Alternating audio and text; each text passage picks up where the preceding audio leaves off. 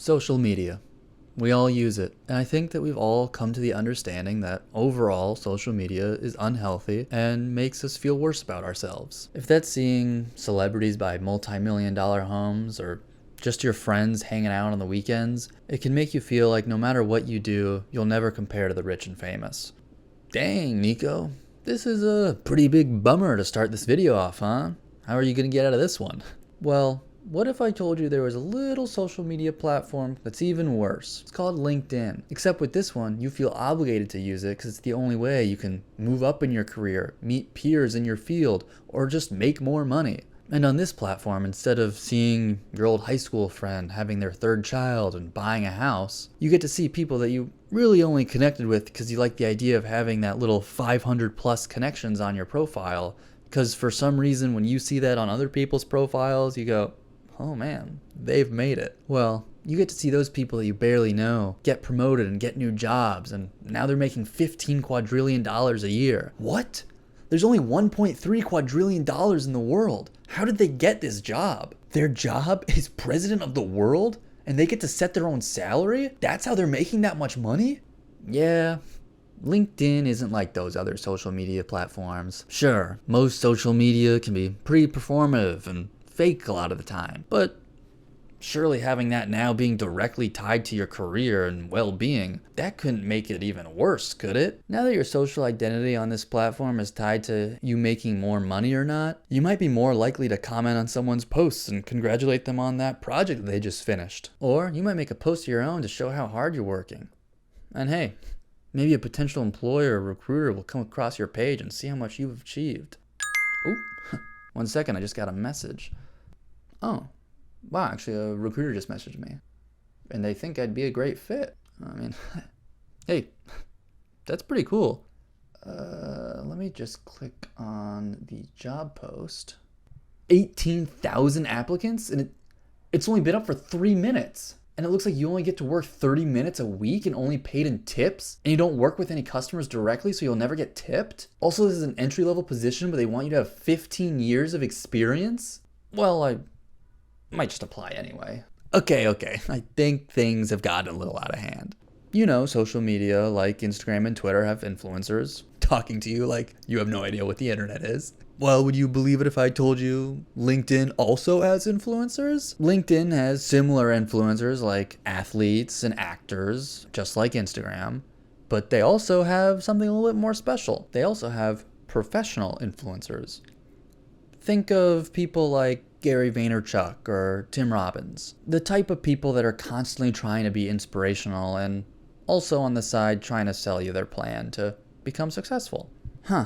That sounds kind of annoying, but you just don't have to follow those people, right? That would make sense. That's how most platforms work. If you don't want to see someone's content, just don't follow them. Except then there's thousands of people trying to be just like them. They're trying to be inspirational and they're trying to grow a following so that they can then sell books and classes and plans to become successful. And since there really isn't a lot of content on LinkedIn, the way the algorithm works is no matter who you're following, if they interact with anything on LinkedIn, you'll see that on your feed. So if Belinda likes a random post, I'll see it. Or if she comments on it, I'll see that. And I'm not gonna unfollow Belinda. She's my mom's friend. Through my intense research on LinkedIn influencers, or as I like to call them, LinkedInfluencers, I've found that there are basically two types of posts that these people make. There's the classic one where it's basically a story of how they got successful or how they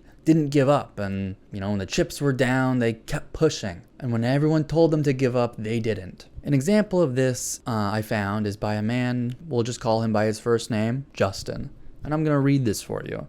I stopped at Starbucks this morning and it was a 20-minute wait with a line of cars behind me still. I made a joke with the drive-thru lady saying, well, you guys aren't very busy. It's like having the day off, I bet. We shared a small laugh and a smile, and I proceeded with my tall iced coffee order. When I finally made it to the window, she handed me my drink and said, everyone's been so crabby today, and you seemed like such a nice guy and made me laugh. So I made you a grande because I felt like it. Oh, by the way, here's a free pumpkin loaf on me as well. I thanked her and told her that people just need to chill sometimes, which is the exact advice I received recently from a person I'd consider a mentor of mine. Michael Jordan said that every game there was someone that had never seen him play before, so he owed it to them to give it his all every second of every game. The reason I'm sharing this is because I will probably never see this woman again. If I'm lucky. Just like Jordan will never meet that kid that never saw him play. But the interactions you have and way you carry yourself at work, the gym, the restaurant, home, etc. can impact someone's day in a way that you never imagined. Whatever you do it with a smile on your face and with positive intent. Justin, my dude, I don't think you should have compared yourself to Michael Jordan. I don't think you being nice to a service worker is equivalent to winning 3 NBA championships in a row and then doing it again. This is insane. You're comparing yourself to arguably the greatest basketball player of all time because you made a joke. Also, I feel like there's a chance that all of this is fake and he's just orchestrated this whole story to make him look good so that he could make the point of always being positive. But also, that really didn't seem like the point of the story. It seemed like the point of the story was just to show that he was nice to someone. Also, what kind of mentor's advice is just to chill?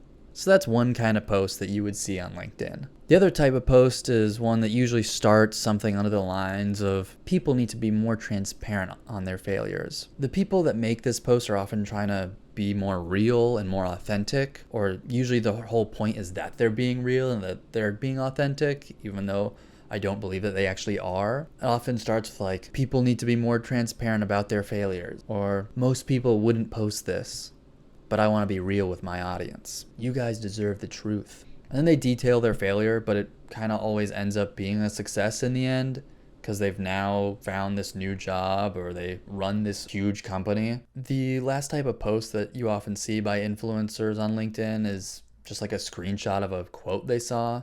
It's usually something you would imagine a high school football coach to say at halftime when they're down by a bunch of points, but they gotta win this game to go to the finals. It's basically the equivalent of someone posting a meme on Facebook. One good one I found was by a man named Matthew. He posted a screenshot of a quote that he saw, and it was, "Positions are temporary. Ranks and titles are limited. But the way you treat people will always be remembered." I just don't know who this is for. It doesn't inspire me to be nice.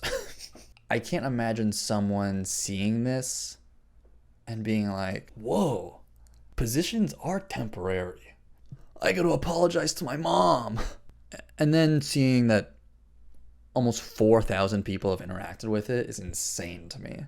Another trend I've noticed on LinkedIn posts by people that want to be influencers is having a lot of space in between each line. So they'll often say one sentence and then hit enter and then hit enter again and then say another sentence.